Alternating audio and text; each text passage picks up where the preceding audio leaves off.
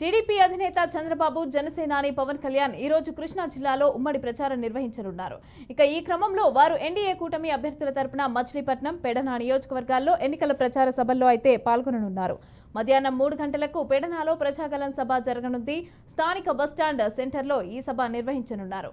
ఇక అనంతరం రాత్రి 7 గంటలకు మచిలీపట్నం కోనేరు సెంటర్లో వారాహి విజయబేరి సభ జరగనుంది. ఈ మేరకు షెడ్యూల్ విడుదలైంది. రైట్, దీనికి సంబంధించి పూర్తి డీటెయిల్స్ మా బ్యూరో చీఫ్ ఏడుకొండలు అందిస్తారు. ఏడుకొండలు చెప్పండి, ఈ కృష్ణా జిల్లాలో అయితే ఇద్దరు నేతలు కలిసి అయితే 2 సభల్లో పాల్గొననున్నట్టుగా తెలుస్తోంది. అయితే డీటెయిల్స్ ఎలా ఉన్నాయి, షెడ్యూల్ ఎలా ఉంది? మమత, ఈ రోజు కృష్ణా జిల్లాలోని పెడన మరియు మచిలీపట్నం నియోజకవర్గాల్లో టీడీపీ అధినేత చంద్రబాబు అలాగే జనసేన అధినేత పవన్ కళ్యాణ్ ఇద్దరి ఉమ్మడి ప్రచారం అయితే కొనసాగనుంది. ముఖ్యంగా జనసేన ఓట్లు ఎక్కడైతే అధికంగా ఉన్నాయో ఆ ప్రాంతంలో జనసేన అధినేతతో కలిసి చంద్రబాబు నాయుడు ఉమ్మడి ప్రజాగాలాన్ని నిర్వహిస్తూ ఉన్నారు. దీనిలో భాగంగానే ఈ రోజు ముందుగా పెడన బస్టాండ్ సెంటర్ లో సాయంత్రం 3 గంటల నుండి 4:30 గంటల వరకు కూడా ప్రజాగాలం సభ నిర్వహిస్తున్నారు. దానికి సంబంధించి ఇప్పటికే అటు చంద్రబాబు నాయుడు హైదరాబాద్ లో ఉన్నారు కాబట్టి హైదరాబాద్ నుంచి నేరుగా ఆయన ప్రత్యేక హెలికాప్టర్ లో ఇక్కడ చేరుకున్న తర్వాత 3 గంటల నుంచి 4:30 గంటల వరకు షెడ్యూల్ ప్రకారం జరగాల్సి ఉంది. కాదంటే కొంచెం ఆలస్యం అయ్యేటువంటి అవకాశం ఉంది. ఈ సభ అనంతరం మళ్ళీ తిరిగి మచిలీపట్నంలోని కోనేరు సెంటర్ లో జరిగేటువంటి ఉమ్మడి ప్రజాగాలం సభలో ఇద్దరు కూడా పవన్ కళ్యాణ్, చంద్రబాబు నాయుడు ఇద్దరు పాల్గొంటారు. అనంతరం రాత్రి 7 గంటల వరకు సాగేటువంటి సభ అనంతరం చంద్రబాబు నాయుడు, పవన్ కళ్యాణ్ ఇద్దరు కూడా రోడ్డు మార్గాన చంద్రబాబు నాయుడు ఉండవెల్లి తన నివాసాన్ని చేరుకుంటారు. అలాగే పవన్ కళ్యాణ్ అక్కడ నుండి రోడ్డు మార్గాన్ని నేరుగా మంగళగిరిలోని తన పార్టీ కార్యాలయానికి చేరుకుంటారు. మమత, రైట్, ఇప్పుడు సభలు అయితే నిర్వహించనున్నట్టు తెలుస్తోంది. అలాగే ఇద్దరు అధినేతలు కూడా ఉన్నారు కాబట్టి ఏ విధమైనటువంటి ప్రసంగం ఉండే అవకాశం ఉందంటారు?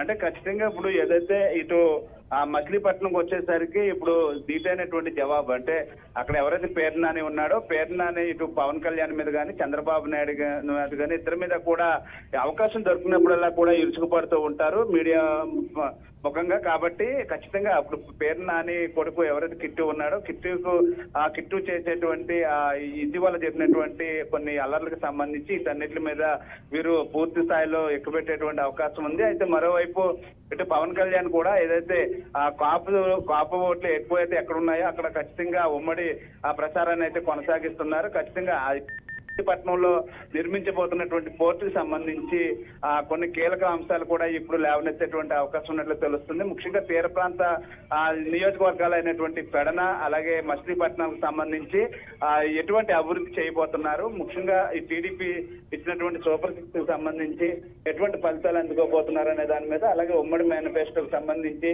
ఇటు పవన్ కళ్యాణ్ కూడా ప్రసంగించేటువంటి అవకాశం ఉంది. మొత్తం మీద ఈ 2 నియోజకవర్గాల్లో అక్కడ ఉండేటువంటి ఓటర్లకు భరోసా నింపేటువంటి ఒక ప్రయత్నం అయితే ఈ రోజు ఖచ్చితంగా చేస్తారని తెలుస్తుంది.